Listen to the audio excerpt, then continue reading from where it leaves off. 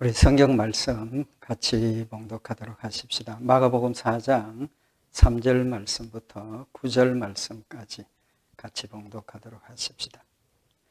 들으라, 씨를 뿌리는 자가 뿌리러 나가서 뿌릴새 들으는 길가에 떨어지매 새들이 와서 먹어버렸고, 들으는 흙이 얇은 돌밭에 떨어지매 흙이 깊지 아니하므로 곧 싹이 나오나 해가 돋은 후에 타져서 뿌리가 없으므로 말랐고, 들으는 가시떨기에 떨어지매 가시가 자라 기운을 막음으로 결실치 못하였고, 들으는 좋은 땅에 떨어지매 자라 무성하여 결실하였으니 30배와 60배와 100배가 되었느니라 하시고, 또 이르시되 들을 귀 있는 자는 들으라 하시니라. 아멘.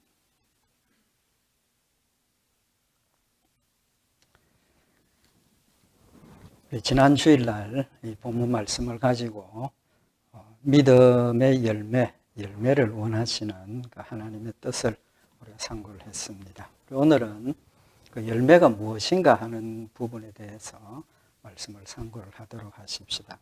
열매 맺어야 되는데 그 열매가 뭔지 정확하게 모르면 열매 맺는 일에 방해가 될 수 있죠. 그래서 오늘 그 열매가 뭐냐 하는 부분 말씀을 상고를 하도록 하십시다.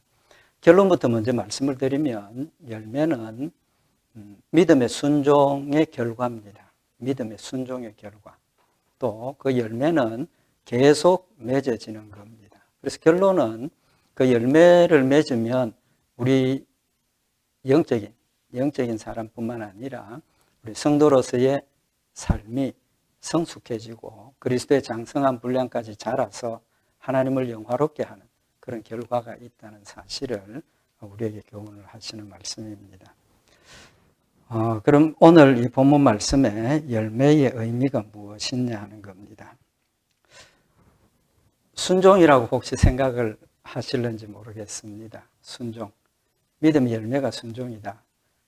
일부분 맞는 말이기도 하지만 믿음하고 사실은 순종하고는 같은 겁니다. 늘 말씀을 드리지만 믿음과 순종은 같은 겁니다. 동전의 양면과 같은 겁니다. 왜냐하면 믿음이 있으면 반드시 순종하게 되어 있습니다. 그 순종의 분량이나 순종의 내용은 다르지만 반드시 순종하게 되어 있는 겁니다. 그런 관점에서 보면 믿음하고 순종은 같은 것이니까 믿음의 결과로 순종이 있다 하는 것은 조금 부정확한, 또 우리가 잘못 이해할 수 있는 그런 부분이라고 생각을 합니다. 그래서 믿음과 순종의 관계는 같은 겁니다. 같은 것. 그러면 이 열매를 우리가 어떻게 해석을 해야 되느냐는 겁니다. 이 씨 뿌리는 비유를 성경 말씀에 보면 마태복음, 마가복음, 누가복음 세 군데 기록이 되어져 있습니다. 왜 그렇게 기록이 되어져 있느냐 하면 마태가 기록할 때 받아들인 의미하고 누가가 예수님께서 말씀하실 때 받아들인 의미하고 또 마가가 받아들인 것, 마태, 마가, 누가 세 사람이 받아들일 때 각각 다른 관점으로 받아들이게 되는 겁니다. 자기 중심으로. 그것이 틀렸다는 게 아니고 어떤 사물을 볼 때 같은 사물을 같은 시간에 우리가 보지만 사람마다 그 본 내용이라든지 그 마음의 느낌이라든지 다 다르다는 겁니다.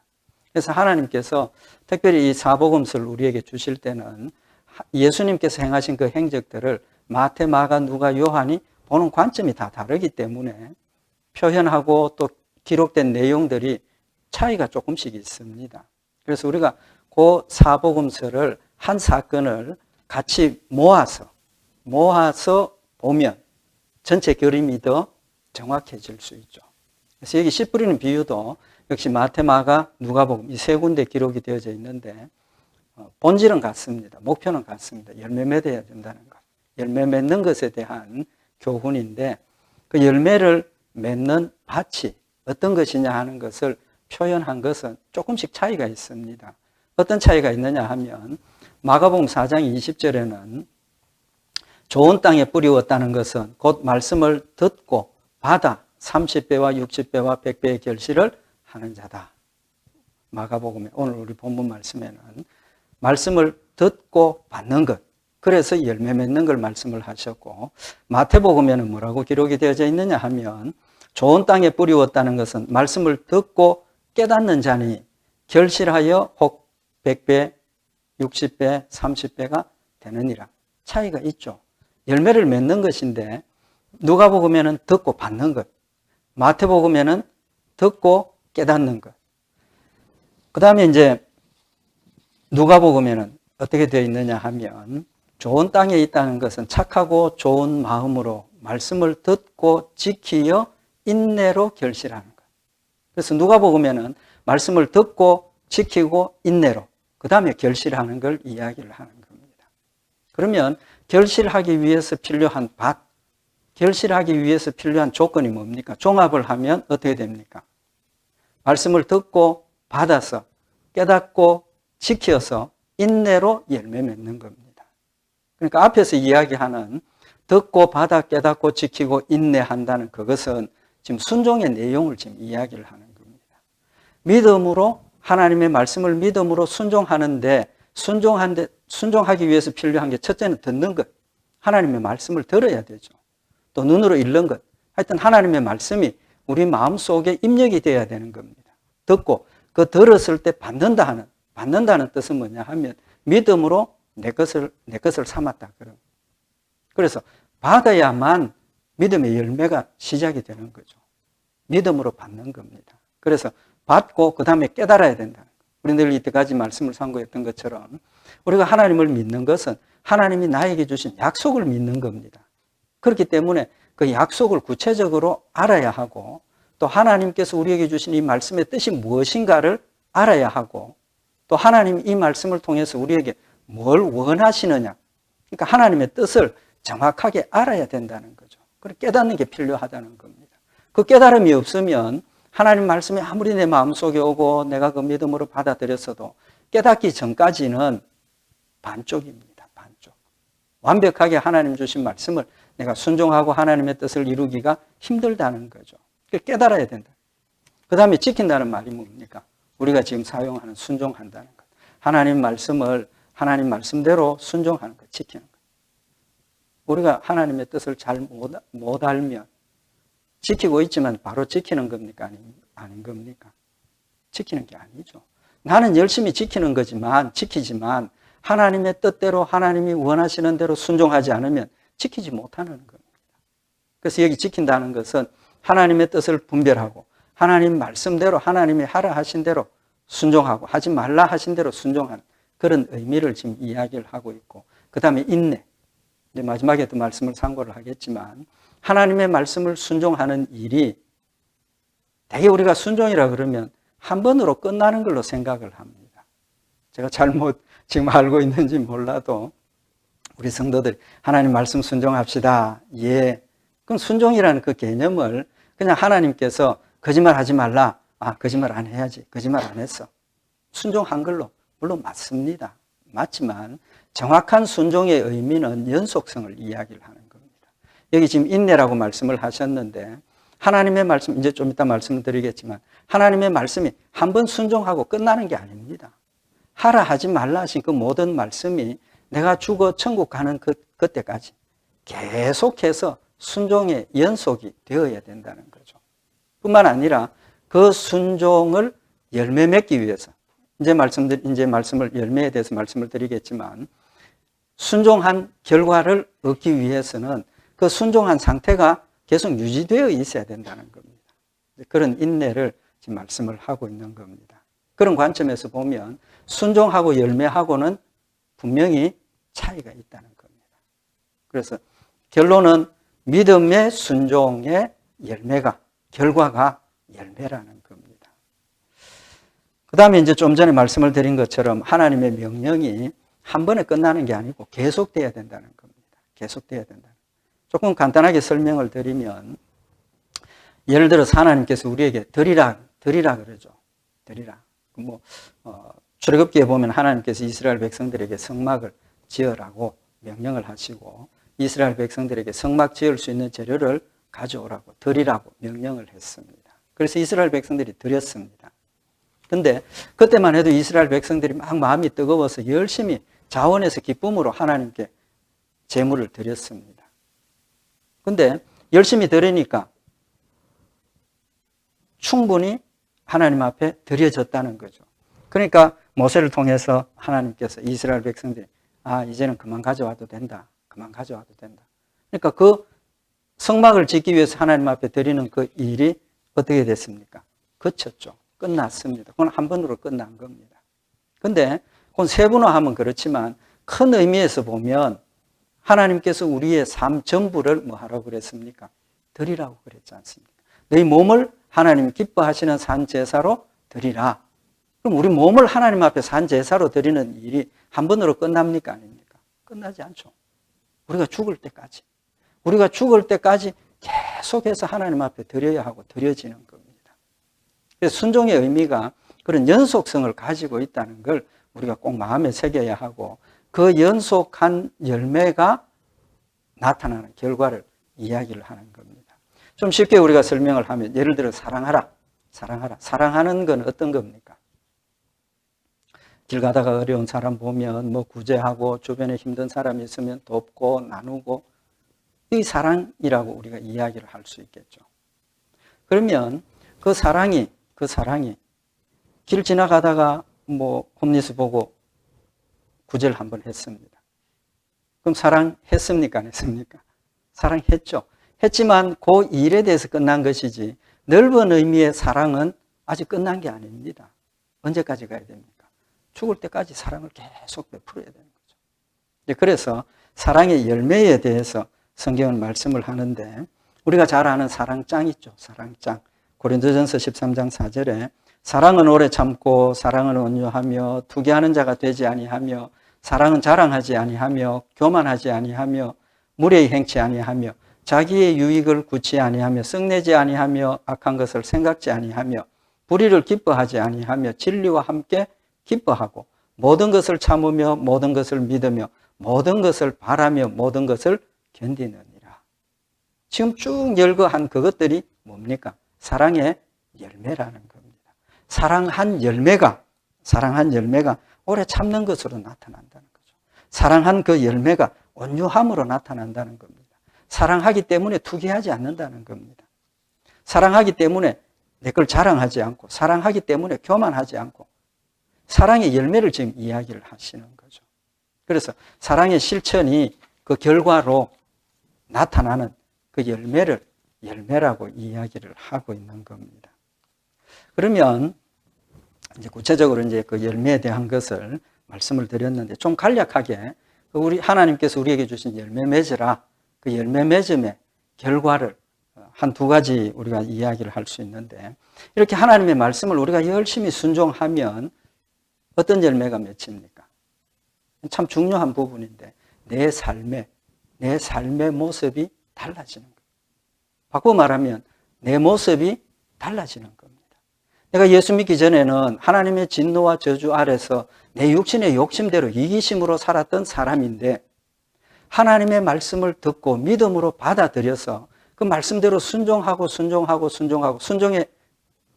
삶이 길어지니까 뭐가 바뀝니까? 내 성품이 바뀌어지는 겁니다. 내 성품이 바뀌어져. 급하던 성격, 이기적이던 성격, 뭐 투기하고 그런 성격이 사랑의 열매로 온유하고 겸손하고 투기하지 아니하고 오래 참고 내 성품이 바뀌어지는 겁니다. 그래서 하나님께서 우리에게 원하시는 열매는 우리의 사람됨이 하나님의 백성으로서 부족함 없이 하나님의 거룩하신 성품과 하나님의 선하신 성품이 내 삶 가운데 나타나지는 것. 그걸 원하신다는 거죠. 성령의 열매가 뭡니까? 갈라디아서 5장 22절에 보면 성령의 열매는 사랑과 희락과 화평과 오래 참음과 자비와 양성과 충성과 온유와 절제니 이 같은 것을 금지할 법이 없느니라. 성령의 열매가 곧 우리 삶의 믿음의 열매 아닙니까? 그 믿음의 열매가 맺혀질 때 사랑, 희락, 화평, 오래 참음, 자비, 양성 이런 것들이 내 삶 가운데서 열매로 맺어지니까 내 성품이 죄악된 성품에서 사탄의 자식에서 이제는 하나님의 자녀로 바뀌어진 중생한 모습의 삶의 열매가 우리에게 나타난다는 거죠. 그래서 베드로후서 1장 3절에 보면 그의 신기한 능력으로 생명과 경건에 속한 모든 것을 우리에게 주셨으니 이는 자기의 영광과 덕으로서 우리를 부르시는 일을 알므로 말미암음이라. 이로써 그 보배롭고 지극히 큰 약속을 우리에게 주사 이 약속으로 말미암아 너희가 정욕 때문에 세상에 썩어질 것을 피하여 신의 성품에 참여하는 자가 되게 하려 하셨다. 예수 믿고 열매 맺게 하셔서 누구의 성품에 참여하는 겁니까? 신의 성품에. 하나님의 성품에 우리가 참여하니까 우리의 본질적인 모습이 완전히 중생, 다시 태어나는 겁니다. 다시 태어나는. 누가 봐도 거룩하고 누가 봐도 기쁘고 누가 봐도 감사하고 그런 우리의 삶의 모습이 변화된 것을 열매라고 지금 이야기를 하고 계시는 겁니다. 이렇게 신의 성품에 참여한 그 열매를 다른 말로 표현하면 뭐가 되겠습니까? 하나님의 선하심이 우리 삶에 선한 열매로 나타나는 거죠. 착한 행실이 나타나는 거죠. 착해진다는 거죠. 그래서 마태복음 5장 16절에 보면 이같이 너희 빛을 사람 앞에 비치게 하여 너희로 너희 착한 행실을 보고 하늘에 계신 너희 아버지께 영광을 돌리게 하라라고 말씀을 하고 있는 겁니다. 우리의 삶이 달라지면 우리의 성품이 바뀌어지면 중생한 하나님의 백성으로서의 삶으로 우리의 열매를 맺으면 우리 삶의 열매들이 누가 봐도 선한 열매들을 맺게 되어 있다는 겁니다. 왜 그렇습니까? 하나님 우리에게 주신 법, 하나님 우리에게 주신 법이 세상 사람들이 가지고 있는 그 윤리적인 도덕적인 기준보다 월등하게 높은 수준에 있다는 거예요. 높은 수준에. 그래서 하나님의 말씀을 우리가 반만 따라가도 우리의 삶의 모습이 누가 봐도 선하고 아름다운 열매들을 나타내게 되고 그 일을 통해서 누가 영광 받으시는 겁니까? 하나님이 영광 받으신다는 사실을 지금 우리에게 교훈을 하시는 말씀인 겁니다. 결론은 열매는 우리의 삶을 통해서 하나님을 영화롭게 하는 우리의 삶의 열매를 지금 말씀하고 계신다는 사실을 교훈을 하시는 겁니다. 마지막으로 한 가지 더 중요한 게 뭐냐 하면 앞에서도 말씀을 드렸지만 열매는 인내가 필요하다. 그 말은 열매 맺는 일에는 시간이 필요하다는 겁니다. 시간이 필요하다. 금방금방 열매 맺어지는 게 아니고 열매 맺는 일에는 시간이 필요하다. 시간이 필요하다. 신앙생활하면서 우리가 낙심하는 이유 중에 하나가 신앙생활을 오래 했는데 하나님이 원하시는 그런 모습은 나타나지 않고 하나님을 영화롭게 하는 모습은 나타나지 않고 정말 성령의 그런 열매들이 내 삶 속에 나타나지 않는 그것 때문에 우리가 낙심한다는 거죠. 낙심할 이유가 없습니다. 낙심해서는 안 됩니다. 왜 그렇습니까? 열매가 오늘 심어서 내일 열매 나는 게 절대로 아니라는 겁니다. 하나님의 말씀이 씨앗이 우리 마음에 떨어졌을 때 금방 열매 맺는 게 아니고 마가복음 4장 27절에 보면 저가 밤낮 자고 깨고 하는 중에 씨가 나서 자라되 그 어떻게 된 것을 알지 못하느니라. 28절에 땅이 스스로 열매를 맺되 처음에는 싹이요 다음에는 이삭이요 그 다음에는 이삭의 충실한 곡식이라. 하나님의 말씀이 내 마음밭에 뿌려졌는데 금방 열매 맺는 게 아니라 거기서 말씀에 싹이 나고 그 다음에 뭐가 난다 그랬습니까? 줄기가 나고 이삭이 나고 그 다음에 열매 맺는다. 더 구체적으로 세분화하면 싹이 나서 줄기가 자라고 잎이 나고 가지가 번성하고 그 다음에 꽃이 피고 열매 맺는 그런 과정을 지금 말씀을 하시는 겁니다. 그러니까 결론은 하나님이 원하시는 열매를 맺는 그 일은 시간이 필요하다는 겁니다. 시간이 필요해요. 그 시간은 사람마다 다르죠. 어떤 사람은 그 시간이 좀 단축되는 사람도 있고 어떤 사람은 그 시간이 더 길어지는 것도 있습니다. 때로는 내 마음이 하나님께로 뜨겁게 향하고 열심을 가졌을 때는 그 자람의 속도가 빠르죠. 그러나 어느 순간에 무너질 때도 있다는 겁니다. 무너지면 또 다시 돌아가는 거예요. 또 자라고. 하나님께서 주신 그 말씀의 씨앗이 자라는 일에는 시간이 필요하다는 겁니다. 그래서 나를 돌아보고 나는 열매가 아직도 이렇게밖에 없나? 열매는 절대 없는 거 아닙니다. 열매 맺었습니다. 그렇지만 성장과 성숙이라는 의미에서 보면 우리의 성장이 아직도 하나님이 원하시는 수준까지 도달하지 못했다는 거죠. 그것 때문에 낙심할 필요가 없고 오히려 더 그것 때문에 뭐 해야 됩니까? 마음을 추스리고 열심을 내어서 다시 회복하고 더 뜨겁게 하나님 앞으로 다가가는 그런 열심이 우리에게 있어야 되고 회복되어야 한다는 사실을 지금 말씀을 하고 있는 겁니다. 결론은 열매는 우리의 신앙생활이 우리의 영의 사람이 성장하고 성숙하는 것이라는 사실을 우리에게 교훈을 하고 있는 겁니다.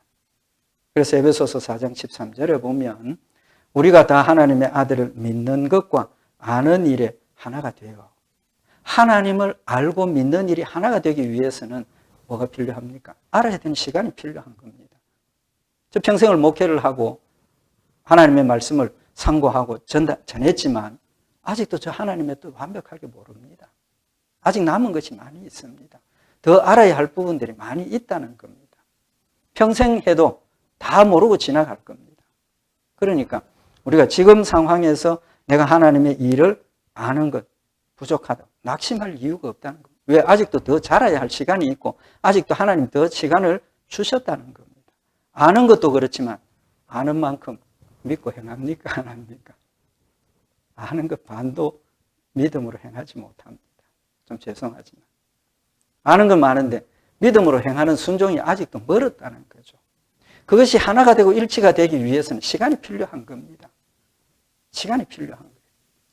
그 시간을 위해서 우리는 노력해야 하고 그 시간을 쌓아서 우리의 모습이 그리스도의 장성한 분량까지 자랄 수 있도록 열심히 표대를 향해서 달려가야 한다는 사실을 우리에게 교훈을 하고 있는 겁니다.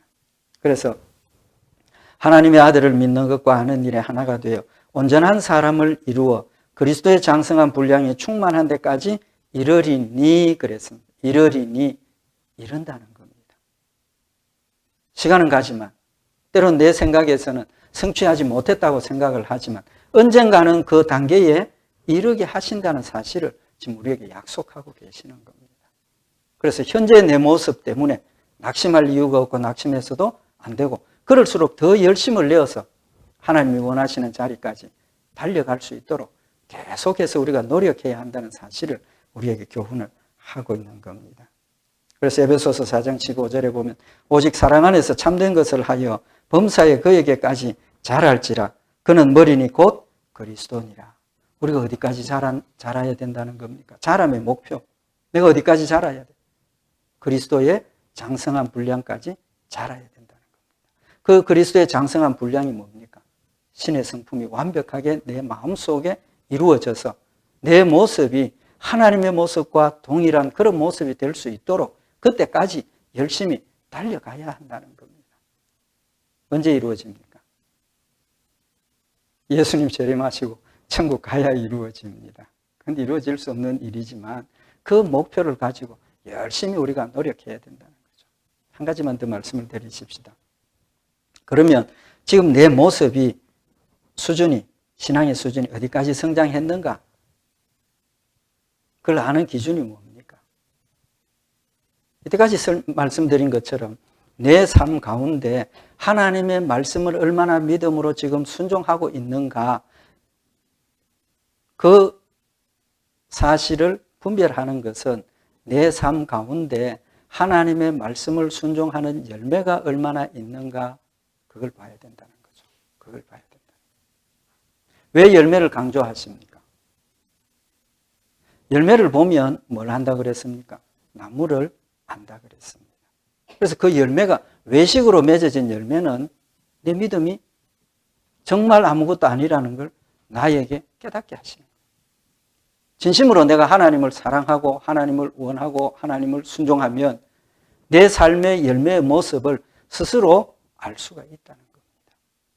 그런데 꼭 우리가 기억해야 될 일이 뭐냐 하면 내 신앙의 지금 상황을 기도 얼마나 많이 하느냐, 하나님 말씀 얼마나 많이 읽고 있느냐 여기에 맞추면 안 됩니다. 여기에 맞추면 안 돼요. 자주 말씀을 드렸지만 기도는 목적이 아닙니다. 목적이 아닙니다. 성경 말씀 열심히 상고하고 읽는 것 목적이 아닙니다. 그건 방편입니다. 은혜 방편. 나를 깨닫고 하나님 말씀을 깨닫고 하나님께로 더 가까이 하고자 하는 열심을 회복하게 하는, 하나님이 은혜를 회복케 하시고 은혜를 더하시는 방법이지 그건 목적이 아닙니다. 아무리 많이 기도하고 아무리 많이 금식하고 철야하고 해도 내 삶 가운데 신의 성품에 참여한 열매들이 맺혀지지 않으면 의미가 없는 겁니다. 의미가 없는 겁니다. 왜 기도하십니까? 나를 돌아보고 하나님의 말씀을 깨닫고 내가 연약한 가운데 두려워하고 있을 때 하나님 앞에 엎드려서 하나님 내 믿음이 이렇게 약해졌습니다. 하나님 내가 이렇게 게을러졌습니다. 하나님 힘 주십시오. 하나님의 뜻을 분명히 깨닫게 해 주십시오. 하나님의 말씀의 열매를 맺기 위해서 기도하는 겁니다. 하나님이 함께 하심을 내가 다시 한번 깨닫고 기도하면서 더 강건해지고 담대해져서 인내하면서 하나님 말씀을 순종할 수 있는 그 힘을 얻기 위해서 우리가 하나님 앞에 엎드려서 기도하는 겁니다. 우리 성도들의 인내가 뭡니까? 예수 믿는 믿음을 지키는 것이 인내입니다. 인내. 그냥 참고 기다리는 것이 아니고 외부에서 오는 유혹, 핍박, 고통, 고난 이런 것들을 견딘 결과가 뭡니까? 믿음을 지키는 겁니다. 유혹에 넘어가면 믿음을 버리는 거죠. 협박에 넘어가면 적당하게 타협하고 믿음의 열매를 버리는 겁니다.